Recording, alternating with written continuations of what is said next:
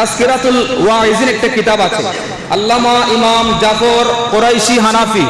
এই কিতাবের মধ্যে ছোট্ট একটা ঘটনা আছে। আহমদ বিন ইসহাক রহমাতুল্লাহ আলাইহি, উনি বড় বুজুর্গ ছিলেন। একটা ঘটনার মাধ্যমে আজকে প্রমাণ করব আমাদের জীবনের সব কুরবানির পশুগুলি কোথায় আছে, কিয়ামতের দিন আমাদের সঙ্গে কিভাবে সাক্ষাৎ করবে। সুবহানাল্লাহ। হাজিরিন, আহমদ বিন ইসহাক রহমাতুল্লাহ আলাইহি উনি বড় বুজুর্গ ছিলেন। ওনার ছোট্ট একটা ভাই ছিল বড় আশিক।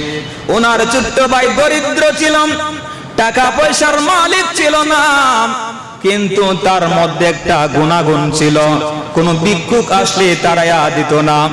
তার টাকা নাই, পয়সা নাই, তারপরেও সে ভিক্ষা দিতেন, কার্পণ্য করতো না। 2 নম্বরে কোরবানির সময় আসলে সে কোরবান করত। 2টা গুণাগুণ ছিল। হঠাৎ করে ওই ভাইটা যখন মারা যায়, ভাইটা মারা যাওয়ার পর আহমদ বিন ইসহাক কান্নায় ভেঙে পড়লেন। আল্লাহ,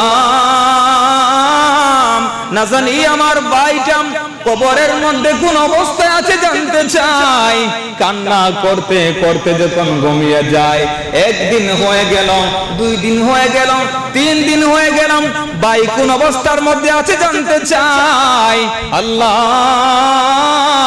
হঠাৎ করে একদিন তার ভাইকে কবরের ভিতর সাক্ষাতের ব্যবস্থা করে দিলেন। বলেন সুবহানাল্লাহ। তার ভাই যখন কান্না করতেছে, চোখের পানি, এটা এমন একটা শক্তি, আপনাকে আল্লাহর ভয় যদি 1 ফোঁটা চোখের পানি বের করতে পারেন, দুনিয়ার সমস্ত সাগর মহাসাগর, নদী নালা, খাল বিল, পুকুরের পানি এক পাল্লার মধ্যে রাখা হয়, আল্লাহর ভয় 1 ফোঁটা চোখের পানির সমান হবে না। সুবহানাল্লাহ। দুনিয়ার সব পানি জাহান্নামে দিলে জাহান্নামের আগুন নিভবে না, কিন্তু 1 ফোঁটা চোখের পানি আপনার বংশের মধ্যে গানকে জাহান্নামের আগুন থেকে মুক্ত করতে পারে। বলেন। আহমদ বিন ইসহাক তিনি কান্না করতে লাগলেন, ঘুমিয়ে গেলেন, আর স্বপ্নে দেখলেন কিয়ামত, কামাতুল কিয়ামা, কিয়ামত কায়েম হয়ে গেছে। ময়দানের মধ্যে কোটি কোটি মানুষ, ঘর নাই, বাড়ি নাই, পাহাড় নাই, আশ্রয়ের জায়গা নাই। এই কঠিন হাসরের মাঠের মধ্যে কোটি কোটি মানুষের মধ্যে আমার ভাই হঠাৎ করে দেখতেছি একটা কালো এবং সাদা ঘোড়ার পৃষ্ঠে আরোহণ করে আমার দিকে দৌড়ে আসতেছে। আর জোরে বলেন না। উনি কি দেখতেছেন যে আমার ভাইটা কোটি কোটি মানুষের ভিড় অতিক্রম করে একটা সাদা কালো ঘোড়ার পৃষ্ঠে উঠে আমার দিকে আসতেছে, আর আমিও আমার ভাইয়ের দিকে দৌড়াতে লাগলাম।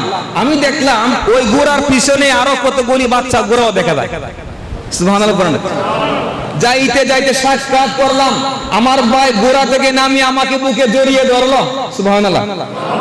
তখন আমি জিজ্ঞেস করলাম, ভাই তোমাকে দাফন করার পর আমি মেন্টালি, আমি খুবই মানসিকভাবে সমস্যায় ভুগছি, বলো তো আল্লাহ তোমার সাথে কিরূপ আচরণ করেছেন? ভাই বলেছে, আল্লাহ আমাকে ক্ষমা করে দিয়েছেন 2টা গুণের কারণে। দরিদ্র হওয়া সত্ত্বেও আমি কুরবান করেছি এবং দান খয়রাত করেছি। আল্লাহ যখন মাফ করে দিয়েছেন, ঠিক আছে, ভালো কথা। তুমি যে সুন্দর একটা ঘোড়ার পৃষ্ঠে আসলা, এই ঘোড়াটার পরিচয় কি? বলে, এটা আমার জীবনের প্রথম কুরবানির ঘোড়া। সুবহানাল্লাহ। আমার জীবনের প্রথম কুরবানির বস্তুরে আল্লাহ ঘোড়া বানাইয়া আরোহণ করার জন্য আমার কাছে পাঠাইছে। তো আমি বললাম, ভাই ঘোড়ার পিছনে তো আরো কতগুলি বাচ্চা ঘোড়া আছে, এগুলা কি?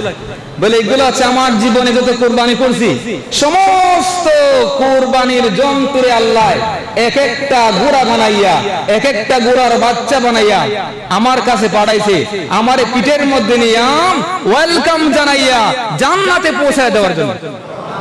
আরে জোরে বলেন, সালামুন আলাইকুম উদখুলুল জান্নাতা বিমা কুনতুম তা'মালুন।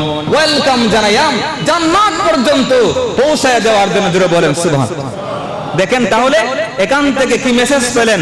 আমরা আমাদের জীবনে মহান রবকে খুশি করার জন্য যেই পরিমাণ কুরবান করেছি, সমস্ত কুরবানির পশুকে একদল ফেরেশতারা লালন করছে, কিয়ামতের ময়দানে আপনাকে বিরাই দিবে, সঙ্গী বানাই দিবে, জান্নাত পর্যন্ত পৌঁছায় দেওয়ার জন্য। বলেন, আরো জোরে বলতে হবে।